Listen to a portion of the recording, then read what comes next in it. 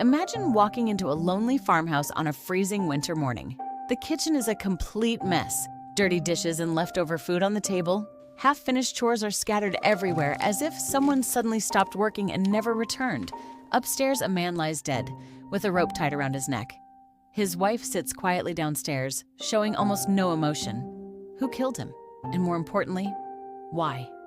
Today's story is Trifles, a famous one-act play written by Susan Glaspell. Although it begins as a murder investigation, it slowly becomes a powerful story about loneliness, justice, and the silent struggles of women in a male-dominated society. Before we begin, let's meet the characters. George Henderson, the young county attorney, he leads the investigation. Henry Peters, the town sheriff. He is accompanied by his wife, Mrs. Peters. Lewis Hale, a neighboring farmer. He is the man who discovered John Wright's dead body and reported the crime. His wife, Mrs. Hale, is also present. Finally, Mrs. Wright herself. She is the wife of the deceased John Wright. The title of the play, Trifles, means small, ordinary things that seem unimportant. Ironically, these tiny details become the key to solving the mystery. Now, let's step inside the Wright farmhouse and uncover the truth hidden behind the trifles. As the investigation begins, Sheriff Peters asks Lewis Hale, "So, what did you see that night?" Hale explains that he had stopped by to ask John Wright if he would share the cost of installing a party telephone in the neighborhood. But when he knocked on the door, something felt strange. The house was unusually silent. Come in. "Can I see John?" No. "Isn't he home?" Yes. "Then why can't I see him?" Because he's dead. Mrs. Wright points upwards. Then Hale slowly walks up the stairs. John Wright is lying unconscious on the bed with a rope tightly wrapped around his neck. Hale is shocked to see this. Now, back to the present scene, the county attorney, Sheriff Peters, and Hale begin searching the house for clues. But instead of finding evidence, they criticize the untidy kitchen, the dirty towels, unwashed dishes, and unfinished bread. Not much of a housekeeper, would you say, ladies? The men dismiss the messy kitchen, but the women see something entirely different. The bread outside the bread box, the unfinished dishes, and the towel left on the floor. To them, these weren't signs of laziness. They were signs that something terrible had interrupted Mrs. Wright's ordinary morning. This difference in perspective becomes one of the most important ideas in the play.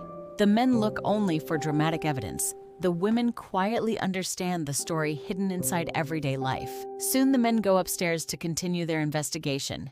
Before leaving, they ask Mrs. Peters to gather some clothes and personal belongings for Mrs. Wright to take to jail. While collecting Mrs. Wright's belongings, the two women begin talking about her life. Mrs. Hale remembers that long before she became Mrs. Wright, she was known as Minnie Foster. She used to wear pretty clothes and be lively, one of the town girls singing in the choir. But that was 30 years ago. Minnie Foster was cheerful, friendly, and full of music. But after marrying John Wright, she slowly lost that joyful personality. The farmhouse was lonely, and her husband was controlling. So, she stopped singing. She rarely visited neighbors. She had become quiet, isolated, and emotionally trapped. As the women continue gathering, they notice a quilt she had been sewing. Most of the stitches are neat and carefully done, but one section suddenly becomes messy and uneven. Mrs. Hale immediately notices the change. I wonder if Mrs. Wright was trying to quilt it or knot it. The women are wondering if she is trying to quilt it or knot it. The men think that's a useless thing to wonder about, while the women find evidences by paying attention to small details. The trifles. It looks as if she was emotionally disturbed while sewing this part of the quilt. Then comes a shocking discovery. While searching a cupboard, Mrs. Peters finds a small birdcage. I guess Mrs. Wright had a pet bird. I wonder what happened to it. The door is broken!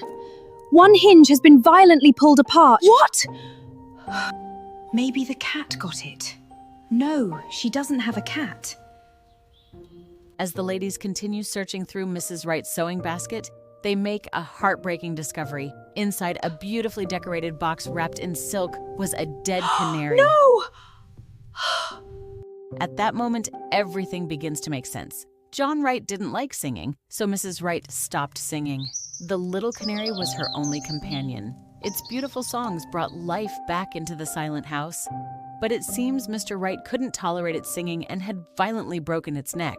The years of oppression and the killing of her beloved pet probably drove Mrs. Wright to commit the crime of killing her husband. When I was a girl, a boy killed my kitten. If they hadn't stopped me, I would have hurt him! The women understand each other's pain of losing something innocent. Meanwhile, the men continue searching the house and find nothing. Found anything, ladies? Anything of importance, that is? No. At that moment, Mrs. Hale quietly hides the box containing the dead bird inside her coat pocket before the men can see it. The women make a silent decision. They will not reveal the bird. They believe that Minnie Wright has already suffered enough. To add to the mystery of the play, it is not explicitly said that Mrs. Wright killed her husband, but through the trifles spotted by the women, it is implied that was the case.